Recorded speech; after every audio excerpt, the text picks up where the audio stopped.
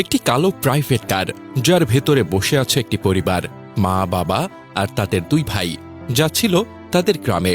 কিন্তু ভাগ্যের পরিহাস, রাস্তার এক পাশ থেকে অন্য পাশে যাওয়ার জন্য প্রাইভেট কারটি যখন প্রস্তুত হলো, ঠিক তখনই দূর থেকে একটি দানবাকৃতির লরি এসে হাজির। তার গর্জন যেন মৃত্যুর পূর্বাভাস। লরিটি প্রথমে প্রাইভেট কারের পেছনে আঘাত করল, একটি ভয়ঙ্কর ধাক্কা যা গাড়িটিকে লরির তলায় টেনে নিয়ে গেল। চালকের কোনো নিয়ন্ত্রণ আর রইল না। লোহার দানবটি পুরোপুরি প্রাইভেট কারের ওপর চেপে বসল। ধাতব কন্দন আর কাচের ঝনঝনানি মুহূর্তের মধ্যে সবকিছু শেষ করে দিল। যদি প্রাইভেট কারটি গতি আরেকটু বেশি থাকত, হয়তো এই ভয়াবহ সংঘর্ষ এড়ানো যেত। মাত্র কয়েক সেকেন্ডের ব্যবধানে একটি পরিবারের হাসি, স্বপ্ন, ভালোবাসা সব চিরতরে মুছে গেল। রাস্তার ধারে ছড়িয়ে পড়া ধ্বংসস্তূপের মাঝে শুধু নীরবতা আর অসম্পূর্ণ গল্পের টুকরো পড়ে রইল। দুর্ঘটনার পর রাস্তাটি যেন থমকে গেল। পথচারীরা দৌড়ে এলেন, কিন্তু ধ্বংসস্তূপের মাঝে কোনো জীবনের চিহ্ন ছিল না। দুর্ঘটনার খবর ছড়িয়ে পড়তেই স্থানীয় গ্রামে শোকের ছায়া নেমে এলো। পরিবারটির আত্মীয় স্বজন গ্রামের বাড়িতে জড়ো হলেন, যেখানে তারা আনন্দ নিয়ে ফিরে আসার কথা ছিল। কিন্তু এই দুর্ঘটনার সবচেয়ে বড় ক্ষতি ছিল সেই পরিবারের শূন্যতা। তাদের গ্রামের বাড়ির উঠোনে আম গাছের ছায়া এখন নীরব, মায়ের হাতের রান্নার গন্ধ আর কখনো ভাসবে না। 2 ভাইয়ের হাসি ঠাট্টা এখন শুধুই স্মৃতি। রাস্তার ধারে ছড়িয়ে থাকা ধ্বংসস্তূপের মতোই তাদের স্বপ্নগুলো চিরতরে মুছে গেল। এই ঘটনা আমাদের প্রশ্ন তুলতে বাধ্য করে, এই দেশের জীবনের নিরাপত্তা কি শুধুই ভাগ্যের হাতে? একটি পরিবারের হাসি, স্বপ্ন, ভালোবাসা কেন এক মুহূর্তে ছিন্ন ভিন্ন হয়ে যায়? জীবনের মূল্য কি এতই সস্তা?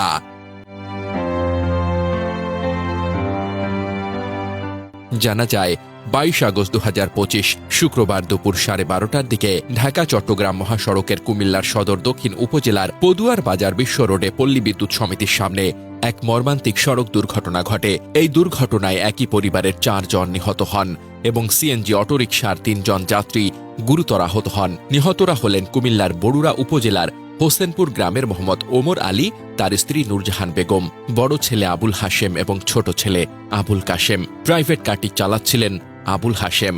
দুর্ঘটনার বিবরণ অনুযায়ী নিহতরা হোটেল নূরজাহানে খাওয়া দাওয়া শেষে প্রাইভেট কারে করে কুমিল্লা শহরের দিকে যাচ্ছিলেন। পদুয়ার বাজারের ইউটার্নে ঢাকামুখী লেনে একটি যাত্রীবাহী বাস উল্টো পথে চলছিল।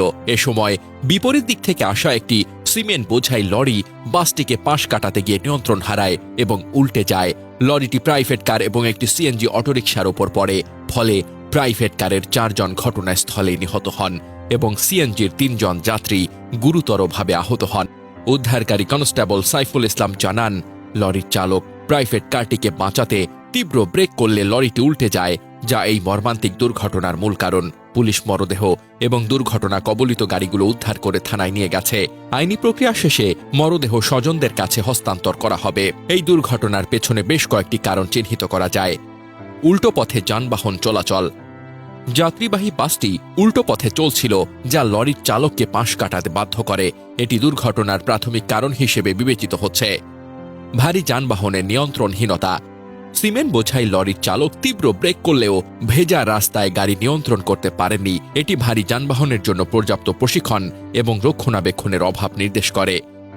সড়ক অবকাঠামোর ত্রুটি। পদুয়ার বাজারের ইউটার্ন এলাকাটি ঝুঁকিপূর্ণ হিসেবে পরিচিত। পর্যাপ্ত সাইনবোর্ড বা ট্রাফিক সিগন্যালের অভাবে এই দুর্ঘটনাকে আরও মারাত্মক করেছে। ট্রাফিক ব্যবস্থাপনা দুর্বলতা। মহাসড়কে ট্রাফিক পুলিশের সংখ্যা অপ্রতুল এবং নজরদারি কম থাকায় উল্টো পথে যানবাহন চলাচলের মতো বিষয়গুলো নিয়ন্ত্রণ করা যায়নি। এই দুর্ঘটনা হোসেনপুর গ্রামে গভীর শোকের ছায়া ফেলেছে। নিহতদের পরিবারের সদস্যদের আহাজারি এবং একটি শিশুর মায়ের জন্য কান্নার দৃশ্য স্থানীয়দের হৃদয় ভেঙে দিয়েছে। স্থানীয় একজন বাসিন্দা বলেন, মোহাম্মদ ওমর আলী ও তার পরিবার গ্রামের পরিচিত এবং সম্মানিত মানুষ ছিলেন। তাদের এভাবে হারানো আমাদের সবার জন্য অপূরণীয় ক্ষতি। গোটা দেশ এই ঘটনায় স্তব্ধ এবং সামাজিক মাধ্যমে এই দুর্ঘটনার প্রতি শোক ও সড়ক নিরাপত্তার দাবি উঠেছে।